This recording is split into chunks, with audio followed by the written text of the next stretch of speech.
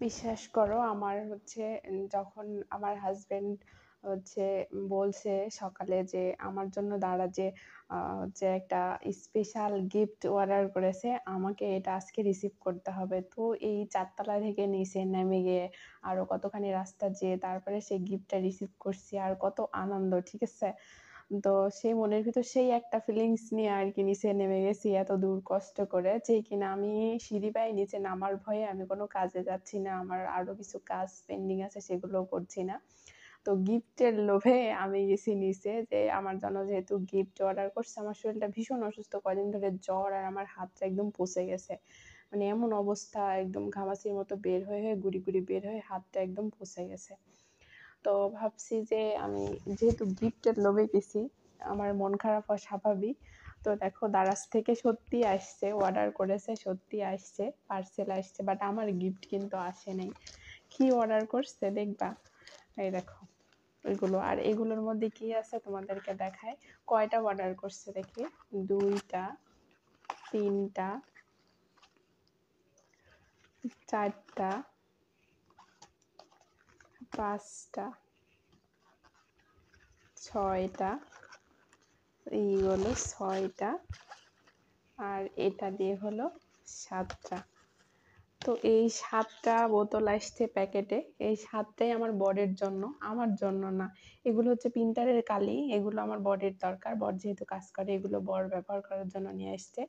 But কভারের মধ্যে কিন্তু আর কিচ্ছু নাই। কিন্তু আমাকে বলেছে যে এত বড় ডাহা মিথ্যে কথা, কিন্তু কখনো মিথ্যে কথা বলে না।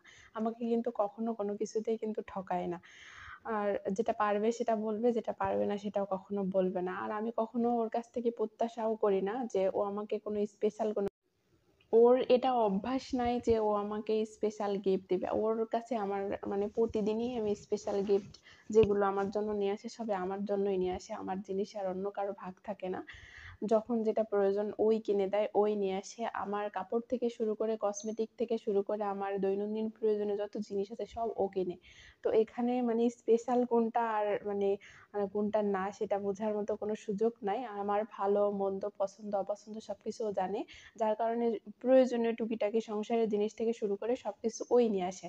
তো আজকে যখন সকালে ও নিজে মুখে বলছে যে আমার জন্য মানে স্পেশাল গিফট, কথাও বলতে পারতেছি না, কথাও বেঁধে যাচ্ছে, শরীরে এত বেশি খারাপ লাগতেছে। তো যখন বলছে তখন আমি তো মহা খুশি, যে 4 তলা থেকে নেমে নাচতে নাচতে ডিং ডিং করতে করতে চলে গেছি পার্সেল নিয়ে আসতে। কতগুলো টাকা দিয়ে আসলাম আর এই পার্সেল নিয়ে আসলাম। তো এগুলো সবই বরের জন্য। বরের, এগুলো আমার একটাও আমার না। তবে এটা না অনেক কিউট। হ্যাঁ, এই জিনিসগুলো আমার খুব ভালো লাগে। তবে জিনিসগুলো দেখতে অনেকটা কিউট। এই বোতলগুলো আমার কাছে অনেক সুন্দর লাগে। দেখো সবগুলো বোতলই এরকম অনেক কিউট হয়। দেখার একটা বোতল দেখায়। তো এগুলো বরের কাজের জিনিস। তো আমি যে দারাজের যে ছেলেটা আসছে ওকে জিজ্ঞাসা করলাম যে পার্সেল কি, আবার কনফিউজ ছিলাম।